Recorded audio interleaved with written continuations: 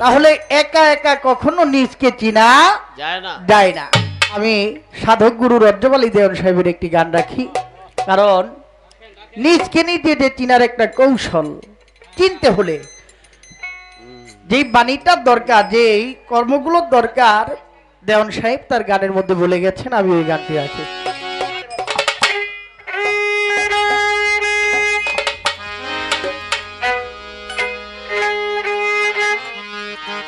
একবার চিনারে চিনতে হলে রে,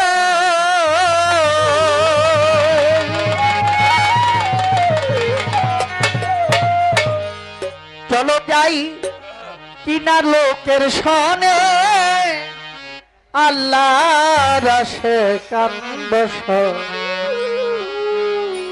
খাজা হিরণ শাহ বাবার ধ্যানে।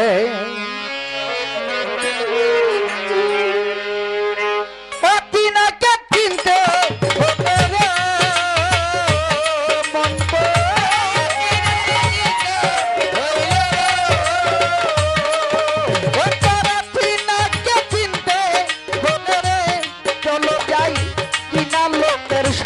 চলো যাই হিরণ সারো সনে, আল্লাহ রাশে কান বস, বলি আল্লাহর ধ্যানে। তোরা যাবি যদি মাসুক দর্শনে, আল্লাহ রাশে কান বস, বাবলি সারো ধ্যানে। যাবি যদি মাসুক দর্শনে,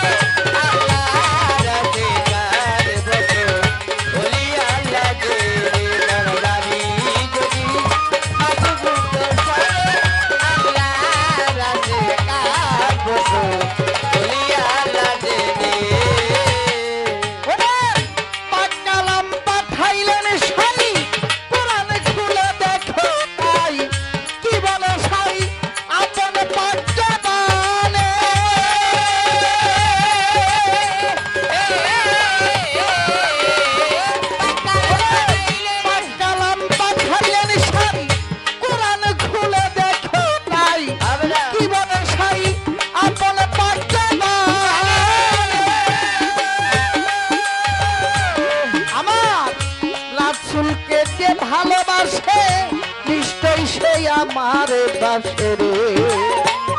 রাসূলকে যে ভালোবাসে নিশ্চয় সে আমার বাসে রে।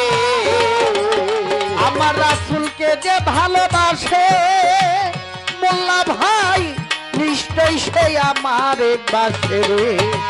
যেমন ছায়া কায়া দুই বন্ধু একজনে, আল্লাহ রাশে কান বস, হবি আল্লাহর ধ্যানে।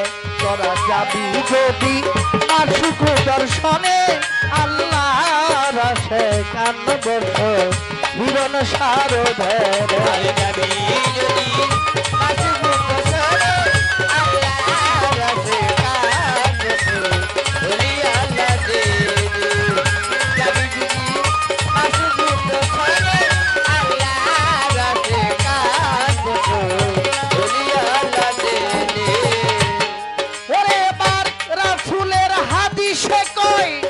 কথা সত্য মিথ্যা নয়, হয় না পরিচয় উছিলা বিহনে।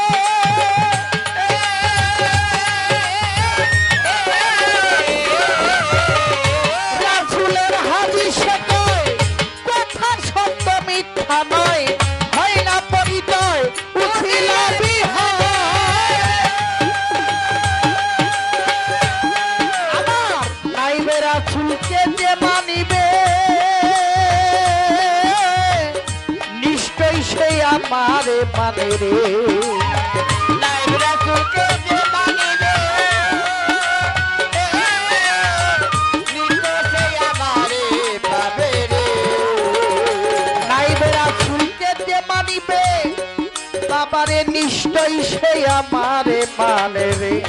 আমি সুপারিশকারী হাসর মিজানের বাবা, সুপারিশকারী হাসর মিজানে, আল্লাহ রাশে কান বস, ওই আল্লাহর ধ্যানে। যাবি যদি মাসুক দর্শনে, আল্লাহ রাশে কান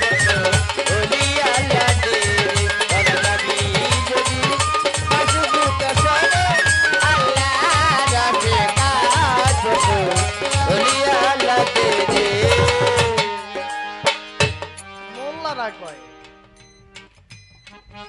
ওই ডাইরেক্ট আল্লাহরে ডাকো আর জান্নাতে যাও। কি বাবা হয় কি না?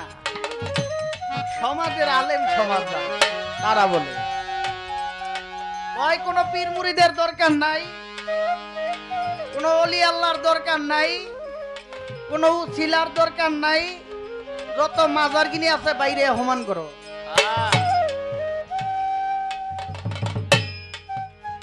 বর্তমানে আমাদের সচেতন থাকতে হবে। কি এই যে দেশের যে একটা পরিস্থিতি, কিছুদিন আগে দেখলাম ফেসবুকে ইউটিউবের মধ্যে জায়গায় জায়গায় মাজার ভাঙ্গার ইতিহাস। ওই মাজার ভাঙ্গো, ওই মাজার ভাঙ্গো, ওই মাজার ভাঙ্গো, যত মাজার আছে ভাঙ্গো। কিছুদিন আগে আপনারা জানেন আমার বাড়িটা সোনারগাঁ, নারায়ণগঞ্জ জেলা, সোনারগাঁ থানা, বারুদি পরমসুদি গ্রাম। আমার পাশের গ্রাম সোনারগাঁ সনমান্দি ইউনিয়নের মধ্যে একটি মাজার আছে, নাম তার আয়না দরগা। কিছুদিন আগে দুষ্কৃতীরা এই আয়না দরগা মাজারটারে ভাইঙা, মানে পাগল মস্তান যা আছে সবগুলোরে মানে একটা নাজেহাল অবস্থা। কয় হাদিসে আছে মাজার ভাঙ্গো, হাদিসে আছে, হাদিস দেখায়। কিন্তু আমরা সাধারণ মানুষ যারা, তারা তো আর হাদিস সম্বন্ধে অত কিছু বুঝি না। দেখেন নবী পাক সাল্লাল্লাহু আলাইহি ওয়াসাল্লাম হাদিসে আছে, কিন্তু মাজার ভাঙ্গার কথা নেই, কবর ভাঙ্গার কথা আছে। একটা কবরের উপরে আরেকটা কবর রাখতে পারে, কিন্তু একটা মাজারের উপর কিন্তু আরেকটা মাজার হয় না। আর এইটাও তো সাধারণ মানুষের জ্ঞানে ধরার কথা। হাদিস দেখায় ওই নবীজি কইছে উহুদের ময়দানে এই মক্কার বড় বড় কাফেরগিরিরে 14 জন কাফের, উতবা, সাইবা, আবু জাহেল, আবু লাহাব, এরকম মক্কার 14 জন কুরাইশ সর্দার কাফের ছিল। নবীজি নাম ধরে ধরে বলছে, এই উতবা, আল্লাহ পাকের লানত তোমার উপরে, অবশ্যই তুমি অচিরে জাহান্নামের মধ্যে যাবে। 14 জন নেতার নাম ধরে ধরে কইছে। এই কুরাইশ সর্দারদের কবরগুলো উহুদের ময়দানের পাশেই ছিল। নবীজি বলেছিল এগুলো কাফেরদের কবর, ভেঙে দাও, এই কাফেরদের কবর এইভাবে রাখা যাবে না, সমতল করে দাও, সমান করে দাও। ওই হাদিস নিয়া কথিত কিছু আলেম সমাজ নিজেদের ফায়দা লুটতে গিয়া ওলি আল্লাহদের মাজারের উপর হামলা চালাচ্ছে। হাদিসে কইছে কি আর তারা করতেছে কি? গানের মধ্যে কি বলে যে আল্লাহকে পাইতে হলে সরাসরি আল্লাহ পাওয়ার কোনো জায়গা, কোনো ব্যবস্থা নাই, আমার রাসূল হলো তার মাধ্যম। আচ্ছা রাসূল তো নাই, তাহলে রাসূলকে পাবো কিভাবে? ওই যে নায়েবে রাসূল, নায়েব শব্দের অর্থ হলো প্রধান, রাসূল শব্দের অর্থ হলো নেতা। ওই নায়েবে রাসূল মানে ওই নেতার প্রধানের কাছে গেলেই তুমি রাসূলকে পাবে। কিভাবে? নবী তরু শাকালি হাসান বত্রী পয়লা কলি 14 সিঁড়ির পরে ফুটিত খাজা ওসমান হারুনি। এই যে চিশতিয়া তরিকা, খাজা বাবার কথাই তো কই, চিশতিয়া তরিকা মতো হয়েছে। এই যে লাইনটা, এই যে উছিলাটা, এই লক্ষণটা, এই রাস্তাটা যার ঠিক আছে সেই আল্লাহ পর্যন্ত পৌঁছাইতে পারে। বেলায়েতের সম্রাট মাওলা আলীর মাধ্যমে পৌঁছাইতে হইব, মাওলা আলীর মাধ্যমে পৌঁছাইতে হইব। আরেক কথা তো মনে উঠে গেছে, আমার নবী কি আবু বকরের বেলায়েত দান করছিল? কোন দলিল আছে?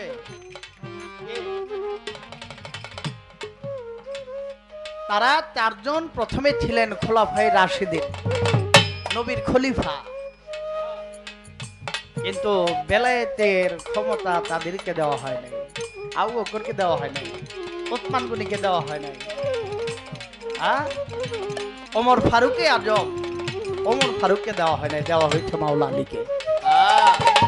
তাহলে এই তরিকতের রাস্তায় আসতে হলে আমার মাওলা আলীর সিঁড়ির মাধ্যমে এই বেলায়েতে খাজা বাবা থেকে শুরু করে তার পীর ওসমান হারুনি থেকে তার পীর থেকে তার পীর, এরকম ভাবে এই রাস্তার মধ্যে যারা চলবে কিয়ামত পর্যন্ত তাদের পর্যন্ত আল্লাহ পাওয়ার নাজাতের ব্যবস্থা হয়ে যাবে। ওলি আল্লাহর মাজার ভাঙ্গা নাজাত পরেও পশ্চিম কালো হবে না। তাই আল্লাহ পাওয়ার রাস্তা কি? কামেল পীরে নীলে তালকিন রাসূলকে দেখিবা যেই দিন, পীরের রূপে আসিবে সামনে।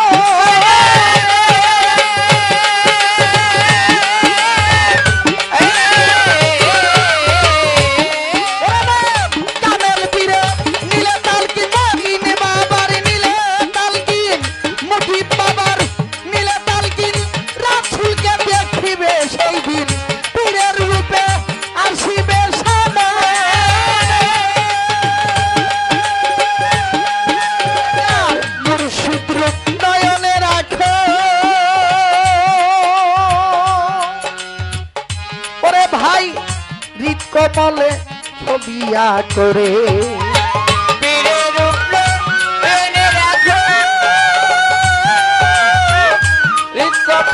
ছবিয়া করে মুর্শিদ রূপ নয়নে রাখো, হৃদ কপাটে ছবিয়া করে। তুমি করো ধ্যান সজল নয়নের বাবা, করো ধ্যান সজল নয়নে আল্লাহর আশে কান বস, তুমি আল্লাহর ভেলে তোরা যাবি যদি মাহবুব শোনে আল্লাহর আশীর্বাদ বস, ওলি আল্লাহ তেরে তোরা যাবি যদি মাহবুব শোনে আল্লাহর আশীর্বাদ বস, ওলি আল্লাহ তেরে আল্লাহর দিয়া সে কান আমার দয়াল মুজিব চান, করে ধিয়ান সজল নয়নে।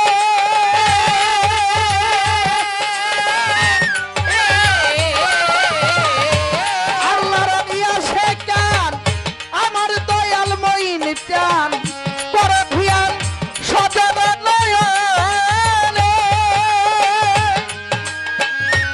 হৃদয়ে রাখিলে তিন মিলিবে হাসরের দিন রে, হৃদয়ে রাখিলে তিন মিলিবে নিদান দিন রে, হৃদয়ে রাখিলে তিন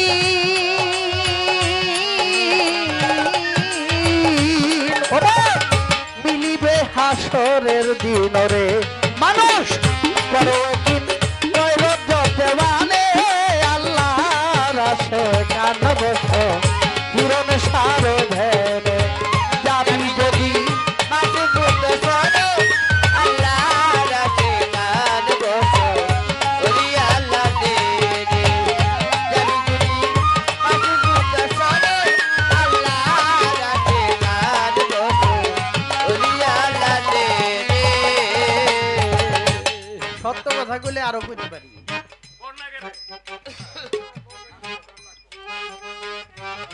কারণ বর্তমান এই যে ইউটিউবের যুগ লাগাইয়া এটা আমাকে শরীয়ত সরকারের মতো যে লেখার তৈব। আমার মুরব্বী কাকাজি কইল নবীজিরে 3 দিন পরে স্বয়ং সম্পূর্ণ করা হলো কেন? অর্থাৎ নবীজির রওজা পাকের যে স্থান এখানের মধ্যে রাখা হলো 3 দিন সময় লাগলো কেন? হযরত ওমর, আবু বকর সিদ্দিক খেলাফতকে প্রতিষ্ঠিত করতে গিয়ে নিজেদের স্বার্থ অর্জন করার জন্য নিজেদের স্বার্থে সেদিন ইসলামকে তারা মাটি সব কথা কম যায় না। আমার দাদা ফতুল্লার বড় আবুল সরকার, তার চেয়ে বড় জ্ঞানী আমার চোখে আমি দেখিনি।